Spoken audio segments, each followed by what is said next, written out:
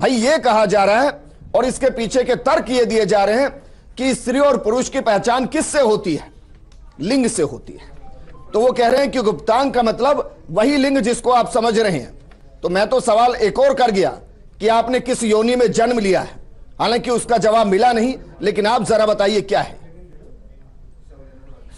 सोलंकी जी, ये मुझे लगता है कि बहुत ही नासमझी के कारण जिस प्रकार का उन्होंने प्रत्युत्तर प्रस्तुत किया है वह न केवल अस्वीकरणीय है, अस्वीकार्य है, बल्कि वह हास्यास्पद और है। मुझे तो यह आश्चर्य हो रहा है कि रामपाल जी के नाम से जो तमाम लोग उस कुछ बोल रहे हैं, और ट्वीट पे मैंने भी वो वीडियो देखा, उसमें इतने अपदार्थ और इतनी अशास्त्रीय चर्चा है कि मुझे लगता है कि कदाचित हम यहाँ कुछ कहेंगे वो उसको समझ भी पाएंगे, ये भी अपने आप में एक बड़ी बड़ी बात है जी। हम बात करते हैं, देखिए मैं विश्वविद्यालय में जब हम लोग पढ़ाते और पढ़ाते हैं, हमारे यहाँ कोई भी बातें हवा हवाई नहीं होती है। हमारे बातें जब रिसर्च होता है, अनुसंधान होता है, वह तथ्य और तर्कों के आधार पर कोई भी व्यक्ति अपनी बात को कहता है।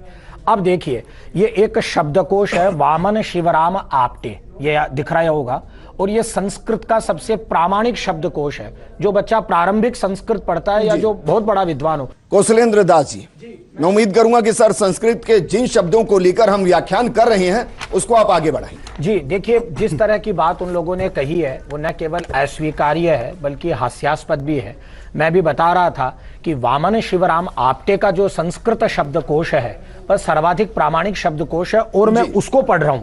वहां लिंग शब्द का क्या अर्थ है वो आप देखिए। वे लिख रहे हैं निशान, चिन्ह, निशानी, प्रारूप, बिल्ला, प्रतीक, विभेदक, चिन्ह, लक्षण। ये देखिए, ये अब ये वही नहीं लिख रहे हैं, महाकवि कालिदास अपने रघुवंश में प्रयोग कर रहे हैं, यति पार्थिव लिंग धारिणौ। एक बात, मोनियर विलियम्स ने 1851 में जो इंग्लिश संस्कृत डिक्शनरी कंपाइल करी, उसमें जो लिंग शब्द का अर्थ मोनियर विलियम्स लिख रहे हैं, वो लिख रहे हैं ए mark, a sport, A sign, A token, A beige.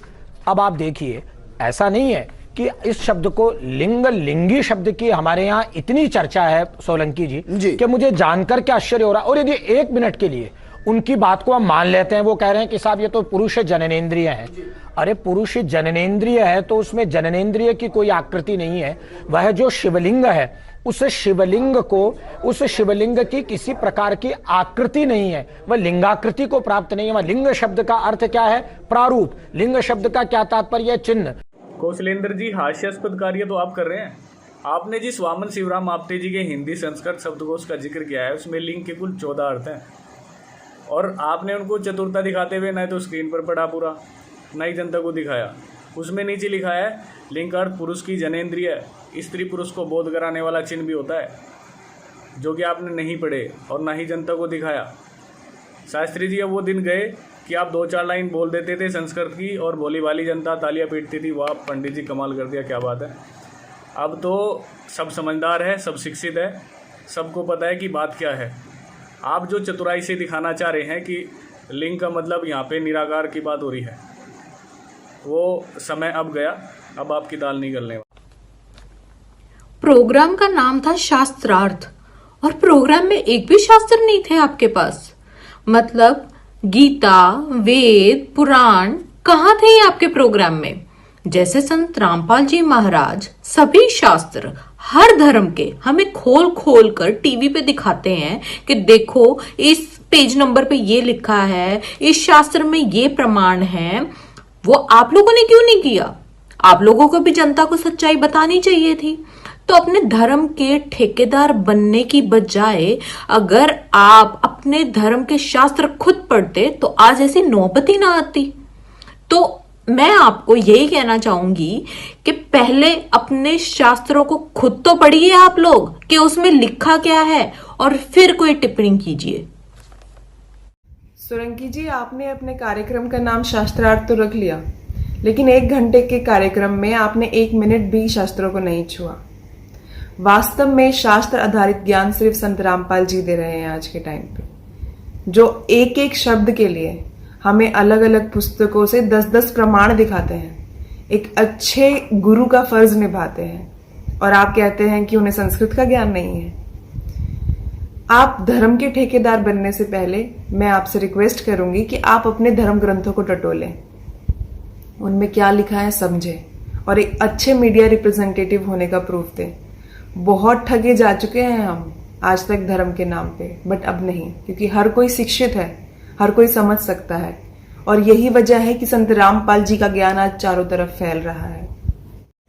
कुछ कहना चाहता हूं कि आप जो इस बुक के ज्ञान को बगैर समझे और इस बुक को आलोचना कर रहे हैं जनता के सामने, उस चीज को पहले आप ज्ञान को समझें, उसके बाद आप आलोचना करने लायक है या नहीं है फिर आपको मालूम पड़ेगा।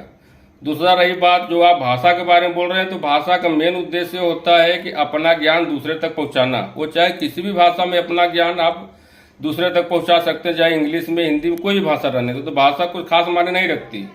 रही बात जो आप संत रामपाल जी महाराज जी को बोल रहे हैं कि वो संत लायक नहीं है, महाराज नहीं लायक, महाराज कहलाने लायक योग्य नहीं है, तो ये आपका भ्रम है, क्योंकि आप उस ज्ञान से परिचित नहीं है। जिस समय आप एक ज्ञान समझ जाएंगे जो आपके हाथ में है, तो आप ऐसा वर्ड नहीं बोल सकते संत रामपाल जी महाराज जी के बारे में। धन्यवाद। सोलंकी जी कहते हैं कि संत रामपाल जी महाराज देवी देवताओं की पत्थर की मूर्ति के बारे में कहते हैं कि ये कोई सहायता नहीं कर सकती। तो मैं उनको बताना चाहूँगा कि कबीर परमेश्वर जी ने अपनी वाणी में कहा है कि पत्थर पूजे हरि मिले तो मैं पूजूं पहाड़, यानी पत्थर पूजने से भगवान मिल जाएगा तो मैं पहाड़ जितना पत्थर पूजकर परमात्मा पालूंगा। कबीर साहिब जी ने और सभी परमात्मा प्राप्त संतों ने कहा है कि परमात्मा मूर्ति में नहीं, जीवित संत को पूजने से मिलेगा, और पूर्ण संत को पूजने से, उसकी बताई साधना से ही भगवान मिल सकता है। मूर्त पूजने से, पत्थर पानी पूजने से परमात्मा नहीं मिलता है। मैं ये बात बताना चाहूँगा कि पवित्र गीता और पवित्र वेदों में मूर्ति पूजा का कोई विधान नहीं है, बल्कि पूर्ण संत की शरण में जाकर भक्ति करने का विधान बताया हुआ है। तो मैं विजय सोलंकी जी से पूछना चाहूँगा कि आप शास्त्रों को आधार मानते हो या केवल अंधश्रद्धा को आधार मानकर अपनी बात रखते हो? जब कौशलेंद्र शास्त्री जी, आप कह रहे थे ना कि अशास्त्रीय रूप से कचरे को सप्लाई किया जा रहा है, यह एक संक्रमण ही है।